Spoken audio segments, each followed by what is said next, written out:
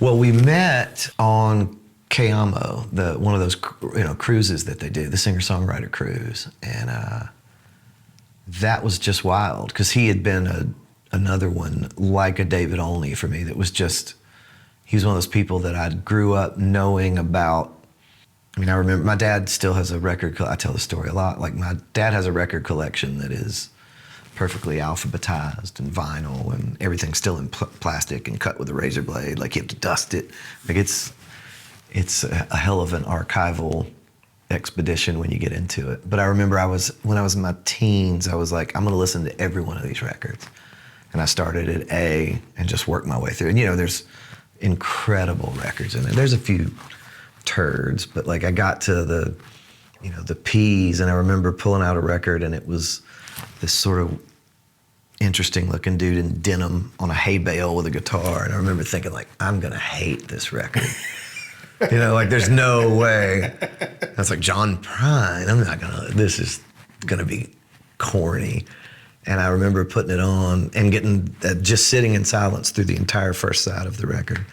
And before I even turned it over, I went down and I was like, who is John Prine? And my dad was like, oh, I'll tell you, and he's this songwriter's songwriter, and he wrote this song. And it was that kind of lore that was always like, whoa, because you felt like, I felt like I had discovered a thing.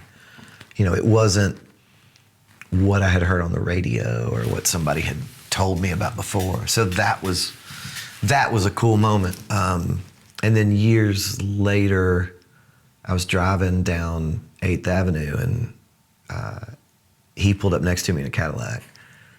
And I remember I was in this old van, and I was just like, I can't believe, that's just John Prine sitting there. And he was listening to music, and you could see him kind of grinning and tapping on his steering wheel. And I was like, what? And then he just turned, and I was like, what on earth? What is this life? Like, there's just John Prine rocking out and moving on. And then years later, listened to the records, obviously, for another 10 years. And then, we got to hang a little on that Kayamo thing, had dinner together a couple of times. And he was just always so sweet. Seemed very real and very genuine. Never talked much about music when we were together, which I thought was also really cool. It was a very normal conversation about kids and families, and just kind of where we were. My wife was with us, which was great too, because when we were going to the show, he was playing the big theater on the ship that night, and I was like, we gotta go see this. And my wife was like, I don't know, I'm kind of tired, or I wanna go do something else. And I was like, babe, look, we have to go. Give it 3 songs, and then if you wanna go, we can just say we did it. And she was like, okay.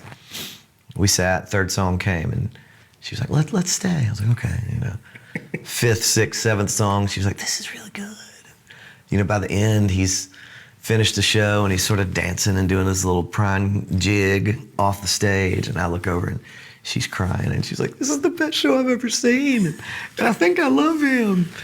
I mean, it was great. So again, I was like, oh, okay, I'm not crazy for this. And that night, getting to sit and chill and have dinner was pretty special. He was still is. I mean, it's still somebody that's incredibly influential for me. I've always loved his music, but sometime when I was dumb enough to start whatever this is, like during lockdown, I just would talk about John Prine. Yeah. And the nicest people in the world come out of the woodwork. Yep. And I have this theory, there's not a single asshole in the world who likes John Prine. Everybody's just really, and so in this moment when I could really stand a little bit of warmth and kindness, kind of was getting that through that. And imagine if,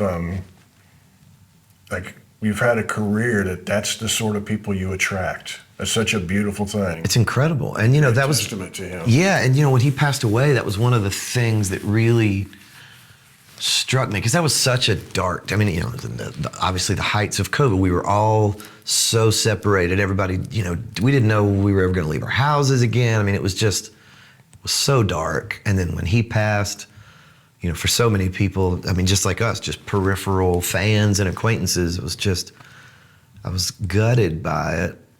And then sort of at the same time, I felt like one of his final gifts to all of us was that. It was like I started reading these things, and just the number of people that came out and said just these such sweet things. I mean, look, great musician dies. There's 1,001 people that come and talk about what the music meant. And that's cool. I mean, like, we all hope that our music lives on and all that. But I thought the thing that was the coolest was, it was the humanness of it to me that was the most inspiring. Of course, the music is inspiring, and of course, people talked about that. But it was the funny stories and the kindness that I was like, I needed that probably more than anything else in my life at that point. And I was just, again, kind of like, all right, thank you. I'll take it. Yeah. And then you leave and try to inject more of that into your own, and hopefully 6 or 8 people will say that when you die too, I guess. Yeah.